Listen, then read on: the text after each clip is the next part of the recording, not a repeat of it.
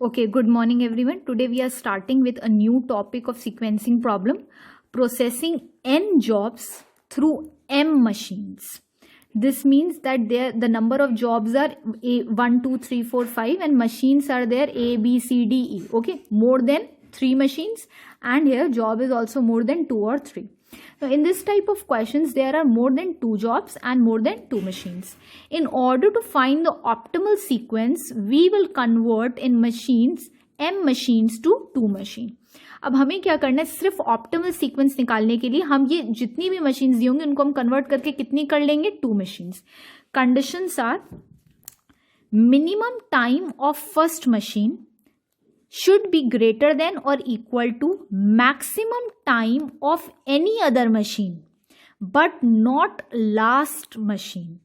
ठीक है, इसे अभी आप नोट कर लीजिए. when we will be solving the numerical we would understand it how this would be calculated.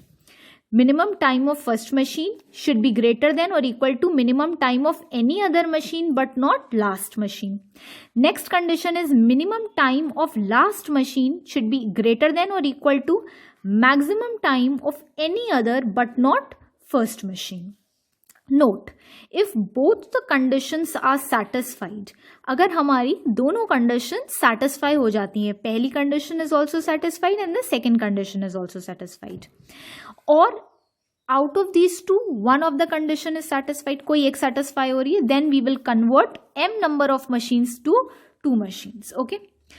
अब कुछ बच्चों के माइंड में क्वेश्चन आ रहा होगा, मैम अगर दोनों ही कंडीशन सेटिस्फाई नहीं हुई तो this is not a feasible thing because if they have given the conditions that means at least 2 और एटलीस्ट 1 और both of them will be satisfied. अगर दोनों ही कंडीशन सेटिस्फाई नहीं हो रही है दैट मीन्स आपका ये क्वेश्चन जो m मशीन का है ये सॉल्व करने में आप 2 मशीन पे कन्वर्ट नहीं कर सकते हो. Okay, now let's move. Now this is my question. Start writing the question. Find optimal sequence along with total elapsed time for the given sequencing problem. Job A, B, C. As you can say, the job are more than 2. Machines, hours में time given है, hours time.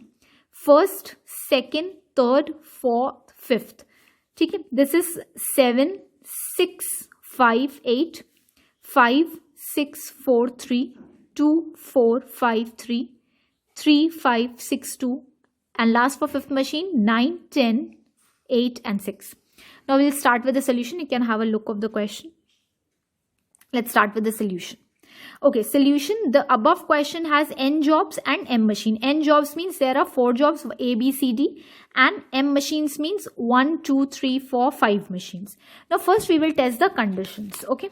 Now moving to our first condition. Minimum time of first machine. ठीक है, should be greater than और equal to maximum of any other but not the last machine. अब आप देखिए minimum time of first machine, ये है हमारी machine 1. This is machine 1. इसमें सबसे कम टाइम कौन सा है? Minimum time is 5. You can see here, I have written here also 5. ठीक है, 5 है सबसे कम टाइम. अब दूसरा आपको क्या जज करना है? मैक्सिमम. अभी हम यहाँ इक्वल टू का साइन या ग्रेटर देन का साइन नहीं लगाएंगे, पहले आपने ये लिख लिया, अब यहाँ लिखते हैं maximum of any other but not last machine. इसका मतलब ये है कि लास्ट मशीन को आप छोड़ दीजिए, फिफ्थ मशीन को हटा देते हैं, हम इग्नोर कर रहे हैं. एंड अब आपको एनी अदर में पहली तो मैं ऑलरेडी कर चुकी हूं, तो एनी अदर में आपकी कितनी बच गई? सेकंड, थर्ड और फोर्थ. ठीक है, सेकंड का मैक्सिमम टाइम लिखेंगे आप, थर्ड का मैक्सिमम टाइम लिखेंगे एंड फोर्थ का maximum. Fifth you are going to completely ignore because it is saying maximum of any other but not last. तो एनी अदर में you are not consider first also because first का आप already ले चुके हो. ठीक है, तो सेकेंड में मैक्सिमम टाइम इज 6. ठीक है, मैंने यहां देखिए लिख दिया है 6 and I have written down there for this is for second machine. Third में maximum time is 5. I have written here 5 below third. Okay, fourth में मैक्सिमम टाइम इज 6. ये भी हो गया हमारा. ठीक है, अब हमारी कंडीशन क्या है? ये 5 ग्रेटर होना चाहिए इसमें से किसी एक डिजिट की वैल्यू, कोई भी डिजिट, सेकंड से हो सकता है, थर्ड से हो सकता है, फोर्थ से होता है. अब आप देखिए 5 6 से तो छोटा है, तो हमारी ये सेटिस्फाई नहीं हो रही. लेकिन हमें क्या कह रहा है? इक्वल टू भी हो सकता है. तो 5 किसके इक्वल है? थर्ड के equal. As you can see here, again there is a 6.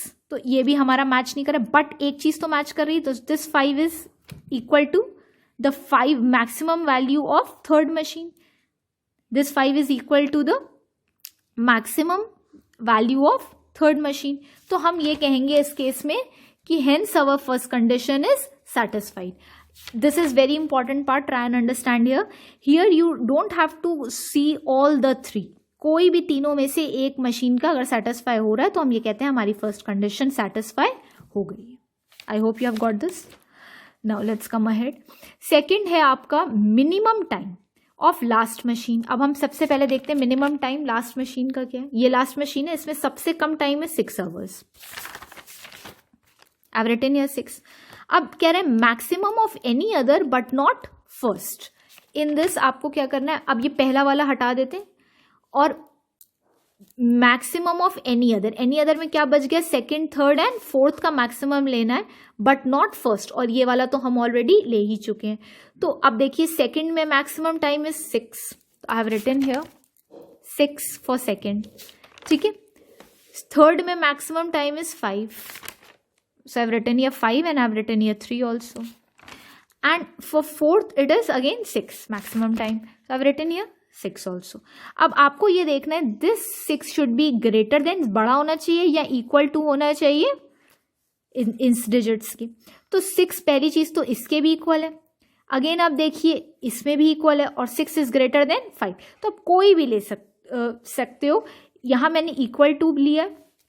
ठीक है. आप ये भी लिख सकते हैं यहां पे 6 is greater than 5. So आप ये कह सकते हो hence our second condition is also satisfied.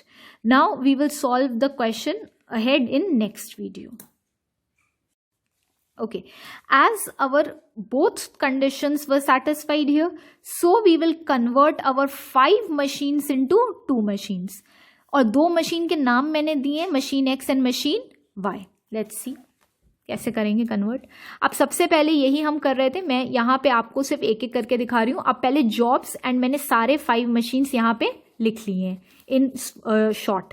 ठीक है, इन कंसाइज फॉर्म. अब मशीन एक्स. अब मशीन एक्स में आपको क्या करना है, लुक यू हैव टू, जो भी आप पहला मशीन एक्स मैंने चूज किया है, आप 1 2 whatever you are choosing, इस मशीन पहली मशीन को आप कैसे निकालोगे, eight 1 to 4 accept 5th.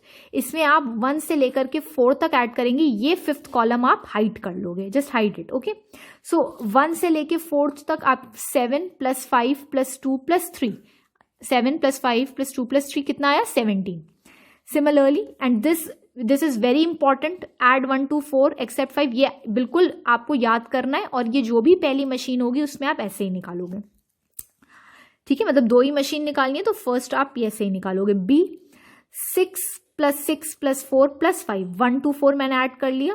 6 + 6 + 4 + 5, this is 21. Again for C 5 + 4 + 5 + 6, this is 20. This is 5.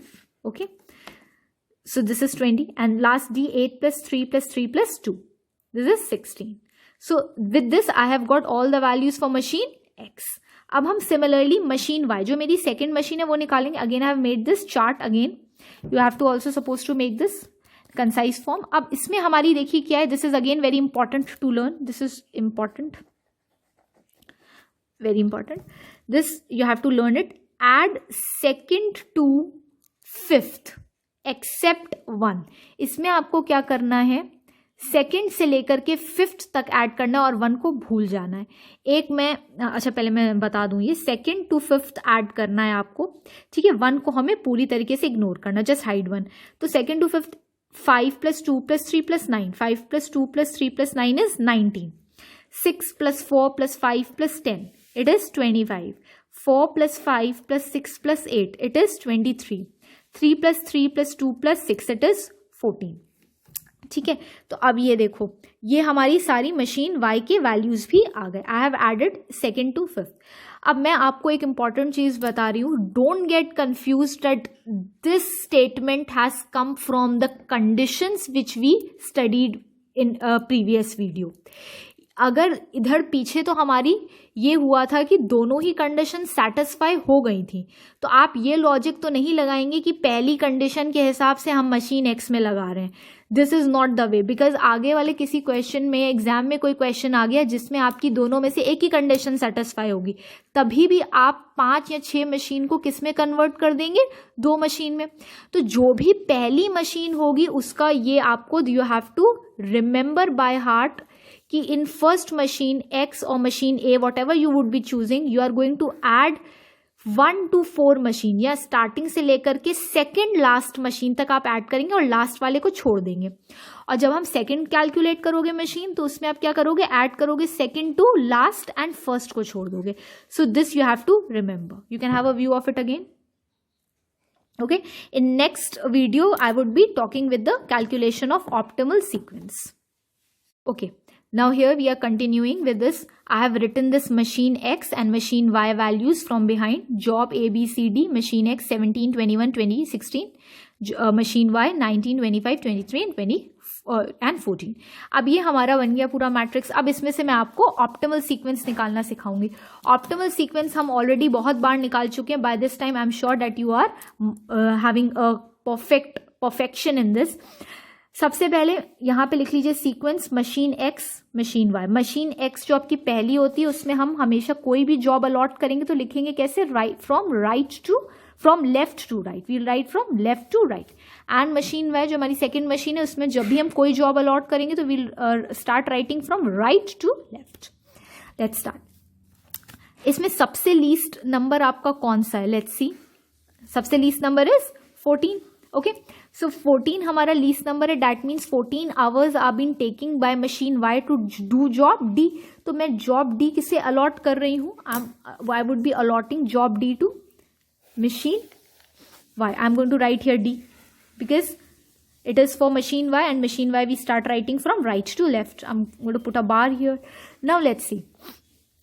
Next least number देखिए हमारा कौन सा है, 17. Okay, 17 hours been taken by machine x to do job A. So I'm going to give job A to machine x. machine x में हम कहाँ से लिखते हैं, लेफ्ट टू राइट A. ठीक है. नेक्स्ट लीस्ट नंबर क्या है, 20. Okay, 20 hours have been taken by machine X to do job C. Now I'm going to allot job C to machine X.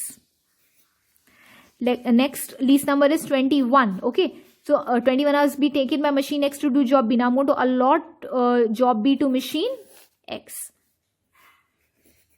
So you have got this. Now you can see your optimal sequence is A, C, B and D.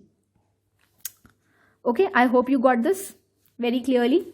Now I would be taking here with you calculation of in and out time. Okay, this calculation of in and out time I would be solving with you in next video. Okay, let's start with the calculation or computation of in and out time. Okay, let's start this. Just prepare a blank matrix like this. So this is A job से हम start कर रहे हैं, तो first machine would be doing A job. And at what time?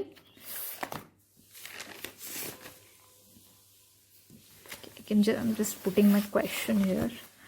Okay, this is the question, and let's solve it now. Okay, this is my question. Okay, let's solve. Now अब A job करने के लिए machine 1 start करेगी 0 से. At what time A job is finishing? At 7. So I'm going to write here 7 simply.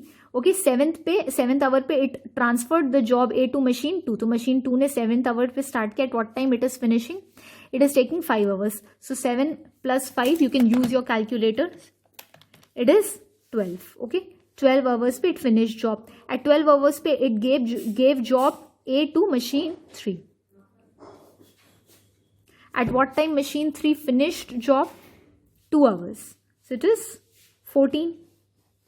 At 14 it got it 4th job, and at what time it finished? It is taking 3 hours. Okay, so 14, 17. At 17th hour, job A was given by 4th machine to 5th machine, and at what time it was finished? It is taking 9 hours. So 14 plus 9 is 17 plus 9 is 26. Okay, अब सी पे आते हैं हम, ठीक है, सी देखते हैं। सी पे देखिए आप लोग, 7th आवर पे मशीन 1 फिनिश जॉब है, सो 7th आवर पे starting with job C. Now C job कितना टाइम में 5 पे खत्म कर रही है, तो 7 + 5 इज 12। एट 12th आवर आप देख सकते हैं सी जॉब किसको ट्रांसफर कर दी गई, मशीन 2 का, and machine 2 is also free at 12 hour because at 12 hour it completed job है। 12 पे ही स्टार्ट करिए, and how much time is taking, 4 hours, so 12 + 4 is 16. Now you see here, C job 16th hour पे machine 2 ने किसको transfer कर दी, machine 3 को, लेकिन मशीन 3 तो 14th आवर पे फ्री थी, but it can not start. Okay, it will start when C job is fully finished by machine 2। तो मशीन 2 ने 16th आवर पे फिनिश करके किसे दे दी, मशीन 3 को। At what time machine 3 is finishing job C, it is taking 5 hours, so 16 + 5 is 21. okay, now at 21st hour पे आप ये देख सकते हैं जॉब सी किसको ट्रांसफर कर दी गई, 4th मशीन को। Okay, now let's see, 6 hours ले रही है वो, तो this would give you 27। Okay, अब 27th आवर पे you transferred C job to 5th machine. Okay, so 8 hours it is taking, so 27 + 8 is 35. Okay, now let's come to the B job. C job was finished by machine 1 in 12 hours, so it started with B job 12 hours पे 6, ठीक है, 12 + 6 is 18. At 18th hour B job was transferred to machine 2, started working on it, ठीक है, 18th + 6 again, it is taking 6 hours, so 18 + 6 is 24, ठीक है। 24th पे again the B job was transferred to machine 3, what time it is finishing, 4 hours, so 24 + 4 is 28. At 28th hour B job was transferred to machine 4. Now let's see, 5 hours it is taking, so 28 + 5 is 33. At this is very important again, at 33 hours job B was finished by machine 4, so it transferred at 33 hours job B to machine 5.